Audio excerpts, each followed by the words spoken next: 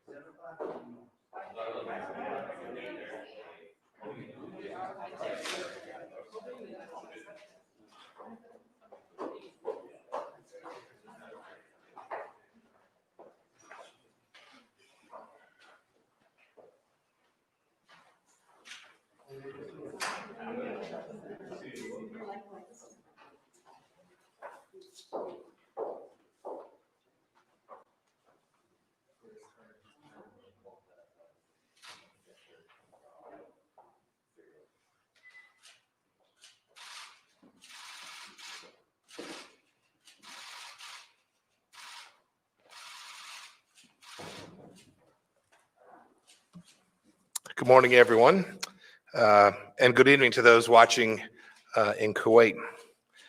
Dr. Ahmad, it's wonderful to be with you, to host you and your team here in Washington, D.C. And the Foreign Minister and I just completed a great conversation, a productive gathering, and our teams have been doing the same. These annual meetings each time have been more productive than the one previously, and that's in good part because of the goodwill of our two teams and the important relationship between our two countries. Kuwait is one of our most important strategic partners throughout the Middle East, and our administrations work hard to deepen the historic bonds between our two countries. Indeed, we're grateful that the late Emir made these ties even closer. Once again, I want to express my condolences to the people of Kuwait for the Emir's death earlier this year. Our work today honors him, builds on his proud legacy in several key areas. He opened up new ways for us to think and work and talk together. I want to start with a topic that's on everyone's mind, the battle against the pandemic from Wuhan. Many people in America, in Kuwait, and around the world are suffering because the Chinese Communist Party failed to properly alert the world that it had a public health disaster on its hands. It silenced brave Chinese citizens. It's wonderful that the United States and Kuwait have been able to work together on our preparedness to make sure we are ready to tackle public health challenges alongside each other. During our dialogue just now, we signed an MOU to increase our cooperation in areas like biomedical research and information sharing, and we finalized another MOU today between the Kuwait Fund and the State Department's USAID. Thanks to that agreement, we'll coordinate on assistance on everything from energy to food security as well. As two of the most generous donor nation countries in the world, the United States and Kuwait are proud to work together to help those in need and to save lives. On the economic front, we signed last year to increase entrepreneurship and grow small and medium-sized enterprises in Kuwait, and we're already producing success stories. It contributed to the $4.5 billion in bilateral trade between our countries in calendar year 2019. This pandemic has put a halt to a lot of the movement of goods and people, but I am confident. I'm confident that as we move forward, we'll soon see more trade, more investment, and students and business people traveling much more frequently between our two countries. Finally, too, our strong security relationship. Next year is the 30th anniversary of Operation Desert Storm and the liberation of Kuwait from Saddam's bloody tyranny. 3 decades. American-Kuwait relationship has been built around security cooperation ever since that time. Today, Kuwait and Iraq collaborate closely and build ties to peace and prosperity, while Kuwait hosts thousands of United States troops who work closely with both militaries. This is a model of progress, and I thank the Kuwaiti people for the good work that they do to support our soldiers, sailors, airmen inside of Kuwait. Our two nations are also united on the challenges of our time. We fought together to defeat ISIS' fraudulent caliphate, and we're aligned in countering the Iranian regime as well. And I want to thank Kuwait for its support of the Maximum Pressure Campaign.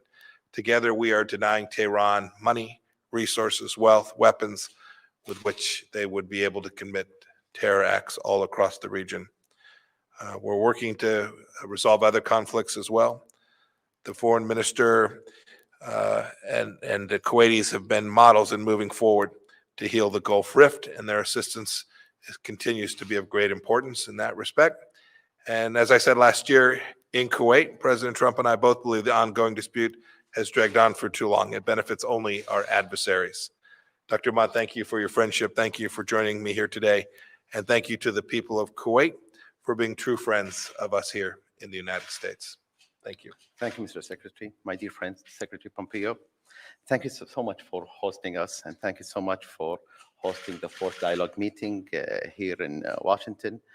I would like first to recall the deepest appreciation from His Highness the Emir, the leadership, the government, and people of Kuwait for all that you have done for the late His Highness the Emir, providing the midvac airplane and all of the healthcare for the late His Highness the Emir, and also bestowing upon the late His Highness the Emir the Legion of Merit. It's something that will always be appreciative in Kuwait.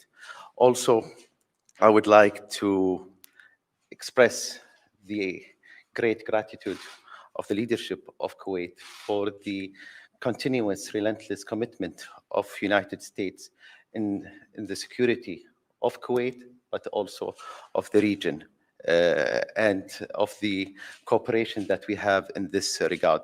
As you have said, Your Excellency, next year will mark two events, important events, will mark 30 years of the liberation of Kuwait, where the United States and the leadership of the United States guided a coalition of 35 nations around the world in maintaining international security and international law in liberating Kuwait. Also, it will mark 60 years of establishing diplomatic relationship with the United States, and we will work very hard for those two events to have its matter here in Washington, but also there in Kuwait. The maintaining this strategic dialogue is very important. Now, for the past 4 years, we see progress in all fields and sectors, and they are numerous. And the 6 working groups now have made tremendous advance in our bilateral relationship, either defense, security, economy, education, health, and human rights. Now, with the challenges of COVID, Your Excellency, also we think that there are some fields and sectors to enhance our collaboration in them. And as you have mentioned, we are now either in securing and maintaining and enhancing and bolstering our health institutions, but also in food security. The relationship and bilateral relationship, and since the creation of the 4th dialogue meeting, it has given us a clear caliber to gauge the advancement in our relationship. It has institutionalized our relationship, and for the past four years, for example, in finance, we have risen our investment to 17% in the last four years. Our trade also advanced to over 14 billion from 2016 to 2020. The role also of all of those who undertake education here in the United States is advancing in a very clear speed, and we are also very much in support of that. Now, somewhat 90,000 Kuwaitis are enjoying the education here in Kuwait. We are also combating, as Your Excellency mentioned, against terrorism, and also enhancing our cooperation in cyber security. We have a beautiful story between United States and Kuwait, and we will make sure that this story will even transpire even for future generations to come. I thank you again, Your Excellency. Thank you very much.